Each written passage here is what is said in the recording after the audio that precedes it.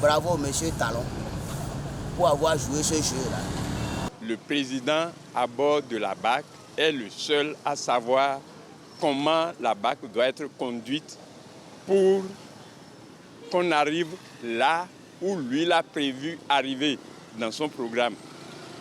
Donc, en réalité, si à un moment donné, un ministre, quel que soit, je ne sais pas s'il faut parler d'importance, quelle que soit son importance, constatée ou révélée par je ne sais pas trop quoi, doit être changé.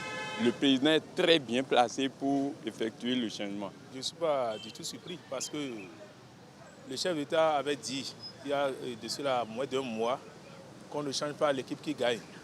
Ce jour-là, j'ai pris la parole devant les médias, j'ai dit il faut que l'équipe soit vigilante. On peut les remanier à tout moment et à toute heure. Donc c'est le cas. Donc, ceux qui sont encore au poste, on n'a qu'à s'attendre encore à ce genre de théâtre, puisque moi j'appelle ça théâtre. Le président de la République, il est comme un PDG ou un DG de son entreprise. Il recrute qui il veut dans son entreprise pour travailler. C'est que nous, les Béninois, n'avons pas, c'est-à-dire le concept que nous avons des ministres est différent. Quand on dit ministre, on veut mettre le ministre au rang du président.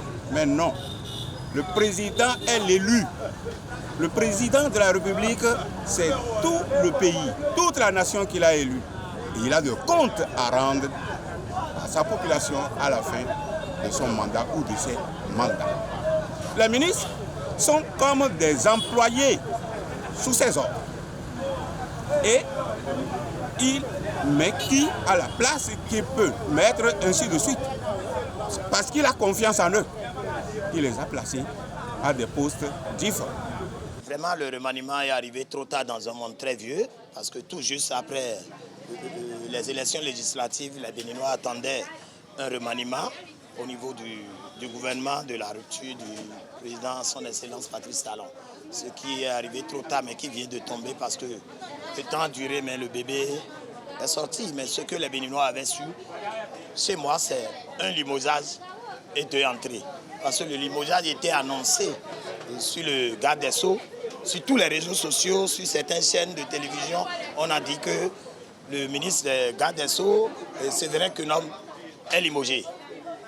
Les questions ont été posées au chef de l'État. Il a dit qu'il demeure toujours là, que lui ne l'a pas fait.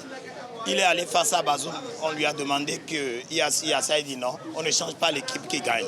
Mais devant Kagame, la même question a été posée. Il a répondu qu'il demeure toujours là, que ça peut se passer demain ou ce soir. Alors, la vérité est tombée. Il y a quelque chose en gestation que, en tant que stratège politique, le président Talon a caché et redonné ces choses-là. Vraiment, ce qui reste encore, ce qui doit sortir, que les Béninois doivent entendre. Parce qu'en ce qui concerne le garde des Sceaux, il y a un problème. On ne peut pas donner de rumeurs et que dans les rumeurs, on remarque encore que c'est un remaniement. Les rumeurs ont été un limogeage pour le garde des Sceaux. Et le remaniement est venu, il a été conduit dans la vague du remaniement. Nous attendons les bonnes choses. Le chef de l'État a ses raisons de remanier, de faire ce remaniement technique.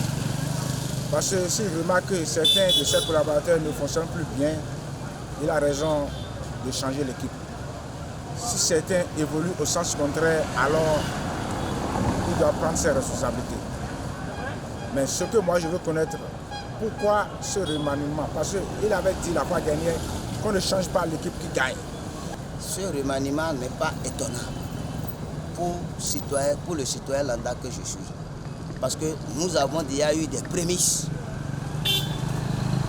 Premier abord, on ne change pas l'équipe qui gagne. Quand on dit ça, ça veut dire qu'il y a quelque chose qui se prépare. Deuxième abord, on apprend que le limogeage de tel.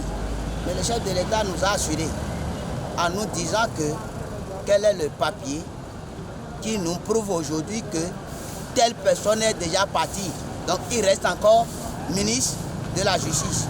Donc ce qui s'est passé hier, c'est encore une tromperie du système là, que nous avons au pouvoir. C'est encore une tromperie du peuple.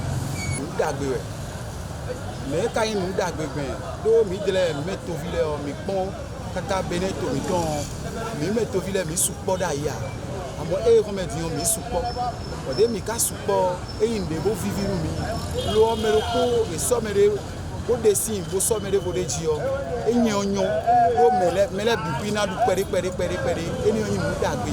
Le président a toujours bien fait d'opérer un remaniement dans son équipe parce que c'est lui qui sait où est-ce qu'il veut conduire le pays et qui doit l'aider à atteindre son objectif. Notre attente à ce gouvernement est quoi? Les nouveaux qui sont arrivés n'ont qu'à donner de leur mieux. Et les autres ne déméritent pas.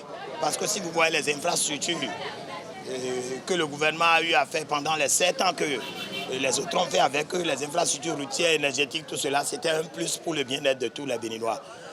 Mais l'arrivée de ceux-là, il ne faut pas que ça traîne encore les choses. Il ne faut pas qu'ils attendent à nommer leurs petits frères, leurs petites soeurs, leur famille, leurs oncles, avant de commencer le travail. Il y aura de rétrograde dans le travail. Alors, ils n'ont qu'à accélérer, continuer. Ceux-là qui ont accumulé des postes, ils étaient dans le gouvernement depuis fort longtemps. Les postes qu'ils ont accumulés, ils connaissent déjà ceux qui sont là. Il ne faut pas qu'ils profitent de l'occasion aujourd'hui pour dire je vais nommer telle famille, pour arriérer les choses. Ils n'ont qu'à accélérer, continuer, donner de leur mieux et que l'attente du programme d'action du gouvernement soit quelque chose d'effectif. On a encore surchargé d'autres ministres. Le transport aujourd'hui s'est cumulé avec le cas de vie aujourd'hui. Donc c'est une surcharge. Donc je ne peux pas que ces derniers vont encore faire du mieux. Je vais demander aux nouveaux rentrants qui viennent d'être nouveaux, de nous amener du nouveau.